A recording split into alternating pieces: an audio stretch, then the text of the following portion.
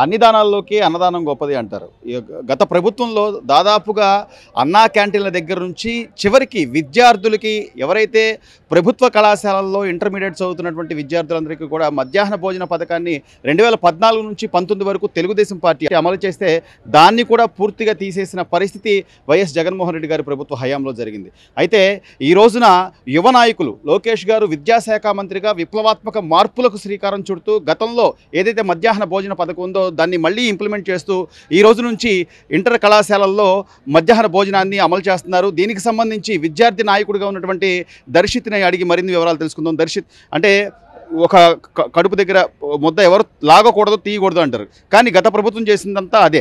ఈ రోజున మళ్ళీ విద్యార్థులకి ఈ మధ్యాహ్న భోజన పథకం కల్పించడం, దాదాపుగా ప్రభుత్వ కళాశాలలో చదివే వాళ్ళందరూ కూడా మధ్యతరగతి లేదా పేద కొద్దిగా తక్కువ ఆదాయం ఉన్న వాళ్ళే ఉంటారు.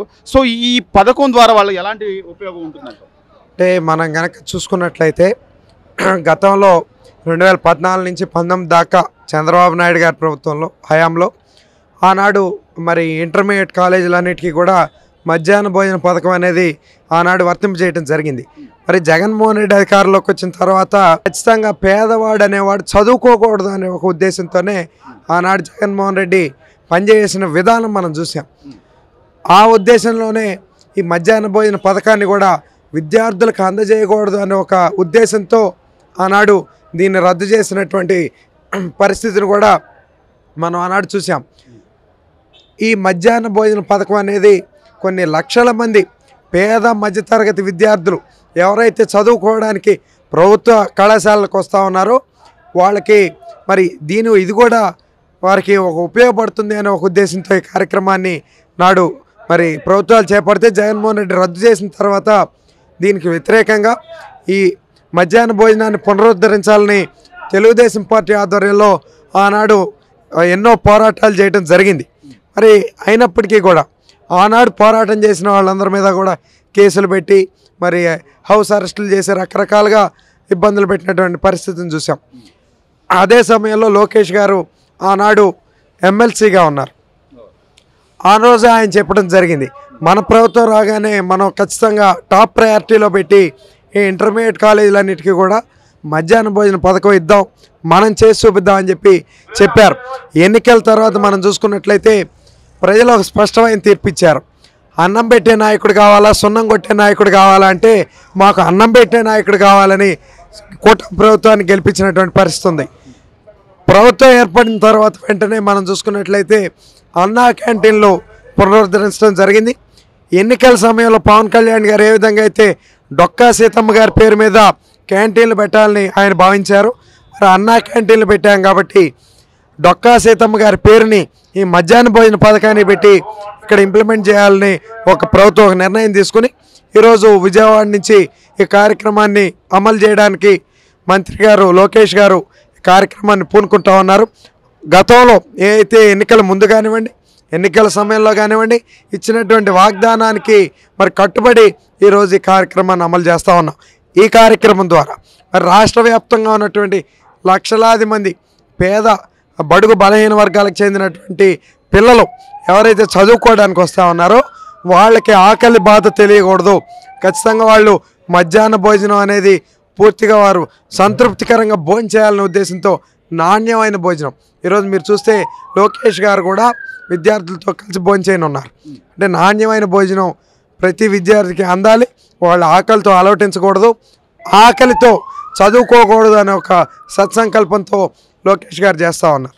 సో రాష్ట్ర వ్యాప్తంగా సుమారు 475 కళాశాలల నుంచి అంటే 39 కోట్ల పైబడి, అంటే చిన్న చితక పథకం కూడా కాదు ఇది, ఇంత ఖర్చు పెట్టి ఈ రోజున విద్యార్థులకి మధ్యాహ్నం మీరు అన్నట్టుగా ఆకలి బాధ తెలియకూడదు, ఎవరైతే నిజంగా వాళ్ళ కుటుంబాల అభ్యున్నతి కోసం వచ్చి చదువుకొని వాళ్ళు బాగుపడాలనుకుని వచ్చే వాళ్ళందరికీ కూడా ఒక ముద్ద భోజనం పెట్టాలని ఈ మధ్యాహ్న భోజన పథకం డొక్కా సీతమ్మ గారి పేరు మీదుగా. సో ఇలాంటి ఇంప్లిమెంట్స్ గత ప్రభుత్వంలో ఎందుకని చేయలేకపోయారు? పోనీ చేయకపోయినా కనీసం ప్రయత్నం చేయడం కానీ లేదా గతంలో ఉన్న వాటిని ప్రోత్సహించడం కానీ చేయలేకపోయారు కాబట్టి పోయారండి. గతంలో ఇటువంటివి చేయలేకపోయారు కాబట్టి వారందరూ కూడా దిక్కుకొకళ్ళు బారిపోయారు. అంటే గత ప్రభుత్వంలో ఉన్న నాయకులందరికీ కూడా పందికొక్కుల్లాగా ప్రజల మీద పడి తినటం తెలుసు తప్ప ప్రజలు పెట్టడం తెలీదు. మన ఉదాహరణకి పేరు నాని, పందికొక్కుల్లాగా ప్రజలకు సంబంధించినటువంటి రేషన్ బియ్యాన్ని మేయటం తెలుసు, రేషన్ బియ్యాన్ని కొట్టేయడం తెలుసు, ఎక్స్పోర్ట్ చేసి అమ్ముకోవడం తెలుసు, స్మగ్లింగ్ చేయడం తెలుసు తప్ప పేదవాడి కడుపు చూసేటటువంటి నాయకుడు చంద్రబాబు నాయుడు గారు. ఇప్పుడు లోకేష్ గారు కూడా అదే బాటలో చూస్తూ ఉన్నారు. తెలుగుదేశం పార్టీ చరిత్ర చూస్తేనే పేదవాడు ఆకలితో ఉండకూడదు అని ఆనాడు అన్న ఎన్టీఆర్ రామారావు గారు ₹2 కిలో బియ్యం ఇవ్వటం జరిగింది. మరి తదనంతరం చంద్రబాబు నాయుడు గారు దాన్ని ముందుకు తీసుకెళ్ళాలి, ఆడపడుచులు ఇబ్బంది పడకూడదని దీపం పథకం ఇవ్వడం జరిగింది. మరి ఈ సమయంలో ఈ కూటమి ప్రభుత్వం అధికారంలోకి వచ్చిన తర్వాత అన్నా క్యాంటీన్ కానివ్వండి, ఈ మధ్యాహ్న భోజన పథకం కానివ్వండి, దీపం 2 కింద ప్రతి సంవత్సరం 3 ఉచిత గ్యాస్ సిలిండర్లు కానివ్వండి, ఇటువంటి ఒక్కొక్క హామీని కూడా మేము నెరవేరుస్తూ ముందుకెళ్తా ఉన్నాం. రేపు 12వ తారీఖు నాడు జాబ్ క్యాలెండర్ కూడా రిలీజ్ చేయాలని లోకేష్ గారు భావిస్తూ ఉన్నారు. అంటే మేము ఏదైతే హామీలు ఇచ్చామో ఎన్నికల్లో ఒక్కొక్కటి పూర్తి చేయబోతా ఉన్నాం. రేపు మహిళలకు రాబోయే రోజుల్లో మరి ఉచిత బస్సు ప్రయాణం కానివ్వండి, తల్లికి వందనం కానివ్వండి, ఇటువంటి కార్యక్రమాలన్నీ కూడా గతంలో జగన్మోహన్ రెడ్డి గారు హామీలు ఇచ్చి ఇట్టిట్టిట చెయ్యొప్పుకుంటే ఎగ్గొట్టాడు. కానీ ఇప్పుడు లోకేష్ గారు ఏదైతే అభయహస్తం ఇస్తూ ఉన్నారు అది రక్తహస్తం కాదు, అభయహస్తం. జగన్మోహన్ రెడ్డి రక్తహస్తం ఇస్తే లోకేష్ గారు అభయహస్తం ఇస్తూ ఉన్నాడు. కాబట్టి కూటమి ప్రభుత్వం మీద ఈరోజు అన్ని వర్గాల ప్రజలు కూడా సంతృప్తి చెందుతూ ఉన్నారు. 6 నెలల కూటమి ప్రభుత్వం పనితీరు మీద రాష్ట్ర వ్యాప్తంగా ఉన్నటువంటి ప్రజానీకం అందరూ కూడా పూర్తిగా సంతృప్తి చెందుతూ ఉన్నారు. ఎవరైతే గత ప్రభుత్వంలో ప్రజల్ని వేధించారో, ఏదైతే రూల్స్కి వ్యతిరేకంగా పనిచేశారో వారందరూ కూడా కలుగులో దాక్కునే పరిస్థితి వచ్చింది. ఈరోజు కొడాల నాని కానివ్వండి, పేరు నాని కానివ్వండి, ఇంకో నాని కానివ్వండి, వీళ్ళందరూ ఇటువంటి అసలు కొన్ని పేర్లు అయితే మేము ఉచ్చరించడానికి కూడా మేము ఆశ్రయించుకుంటా ఉన్నాం. వీళ్ళందరూ కూడా కలుగులో దాక్కున్నారు. ఎవరిని వదిలే పరిస్థితి లేదు. ఎవరైతే చట్ట వ్యతిరేకంగా కార్యకలాపాలు చేశారో వాళ్ళందరూ కూడా ఖచ్చితంగా 1-2 రోజులు అటు ఇటు అవ్వచ్చండి, ఖచ్చితంగా చట్టానికి లోబడి వాళ్ళందరికీ కూడా శిక్షలు పడతాయి. నిన్నగాక మొన్న ఒకడు అస్సాం బారిపోతే అస్సాంలోంచి పట్టుకొచ్చారు. మా మా ముఖ్యమైనటువంటి మా కృష్ణా జిల్లా చెందినటువంటి విదేశకుడు కొడాల నానికి చెందిన ముఖ్య అనుచరుడు వాడు అతను అస్సాం వెళ్తే అస్సాం నుంచి పట్టుకొచ్చారు. మాకున్న సమాచారం ప్రకారం కొడాల నాని పంజాబ్లో తిరుగుతూ ఉన్నాడు మాకు ఉన్నటువంటి సమాచారం. ఎప్పుడన్నా విజయవాడ వచ్చినా కూడా చిన్న కార్లలో, ఆల్టో, షిఫ్ట్ కార్లు, ఇటువంటి కార్లలో ఎవరికీ కనబడకుండా దక్కుని తిరిగేటటువంటి పరిస్థితి ఉంది. ఎందుకు ఇదంతా కూడా గతంలో ప్రజల్ని వేధించారు, ఈరోజు ప్రజలు తిరగబడే పరిస్థితి ఉందని వీళ్ళు చెట్టుకొకళ్ళు పుట్టుకొకళ్ళు అయినటువంటి పరిస్థితి ఉంది. వీళ్ళ పాపాలే వీళ్ళని వెంటాడుతూ ఉన్నాయని కూడా ఈ సందర్భంగా చెప్తా ఉన్నాం. చివరిగా దర్శిత్, ఏదైతే గత 7 నెలల కూటమి ప్రభుత్వ పరిపాలన తీరుకు సంబంధించి మీరు అన్నట్టుగా ఉద్యోగ అవకాశాలు కానండి, లేదా యాపిల్ కంపెనీలు లేకపోతే TCS అని కొన్ని లక్షల ఉద్యోగాలను మేము ప్రొవైడ్ చేయబోతున్నాం అనేటువంటిది ఒకవైపు నారా లోకేష్ గారు ఉద్యోగ రూపకల్పన చేసుకుంటూ వెళ్తున్నారు. మరోవైపు నుంచి పథకాలు ఏవైతే హామీలు ఇచ్చారో అవన్నీ కూడా అమలు చేసుకుంటూ వెళ్తున్న నేపథ్యంలో ఇక చెప్పుకోవడానికి లేదా వాళ్ళు కనిపించడానికి ఏది లేకపోగా ఈరోజు మళ్ళీ ఈవీఎంల మీద పడే పరిస్థితికి వచ్చింది. అంటే రోజా గారు మొన్న 6-7 నెలలు ఆవిడ ఏమైపోయిందో తెలియదు, ఇప్పుడు మళ్ళీ బయటకు వచ్చి ఈవీఎంలో మోసం జరిగింది అది అని మాట్లాడుతున్నారు. ఎలా చూడాలి అంటే ఒకటండి, వీళ్ళు చేసినటువంటి పాపాలేంటో వీళ్ళకి తెలుసు, వీళ్ళు ఏ పాపాలు చేసి ఓడిపోయారో వీళ్ళకి తెలుసు.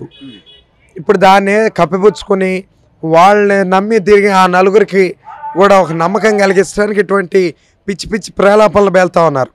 ఈ సందర్భంగా మేము ఒకటే తెలియజేస్తా ఉన్నాం, ఈరోజు కూటమి ప్రభుత్వం ఘన విజయం సాధించి 164 స్థానాలతో ప్రజలు బ్రహ్మరథం బట్టి అసెంబ్లీకి పంపిస్తే దీన్ని ఈవీఎంలు మ్యానిపులేట్ చేసి గెలిచారని చెప్తా ఉన్నారు. మరి 2019లో మీరు కూడా అదే ఈవీఎంలు మ్యానిపులేట్ చేస్తేనే గెలిచారా? దానికి మీరు సమాధానం చెప్పాలి. అది నిజమైతే ఇది నిజం అవుతుంది, అది అబద్ధం అయినప్పుడు ఇది కూడా అబద్ధం అవుతుంది. ప్రజలు ఆ మాత్రం విజ్ఞతతో వాళ్ళు ఆలోచిస్తూ ఉన్నారు. వీళ్ళు ఒకటే, నేను ఈ సందర్భంగా ఎవరైతే పిచ్చి ప్రేలాపనలు వెళ్తూ ఉన్నారో వైసీపీ నాయకులకు ఒకటే తెలియజేస్తా ఉన్నా, మీకు నిజంగానే మీరు ప్రజలకు మంచి చేశామనో లేదంటే మీ ప్రజలు మిమ్మల్ని నమ్మారనో మీరు భావిస్తే రండి, రోడ్ల మీదకి రండి, ప్రజల మధ్యలో తిరగండి. ఎందుకు భయపడుతూ ఉన్నారు, ఎందుకు దాక్కుంటా ఉన్నారు? జగన్మోహన్ రెడ్డి గారు మాట్లాడితే ఎందుకు బెంగళూరు పారిపోతూ ఉన్నాడు? గతంలో చంద్రబాబు నాయుడు గారిని విమర్శించారే, హైదరాబాద్లో ఉంటా ఉన్నారని. హైదరాబాద్ గత 10 సంవత్సరాలుగా ఆంధ్రప్రదేశ్కి ఉమ్మడి రాజధాని. చంద్రబాబు నాయుడు గారు ఉమ్మడి రాష్ట్రానికి మాజీ ముఖ్యమంత్రి. ఇప్పుడు ఆంధ్రప్రదేశ్ ముఖ్యమంత్రి.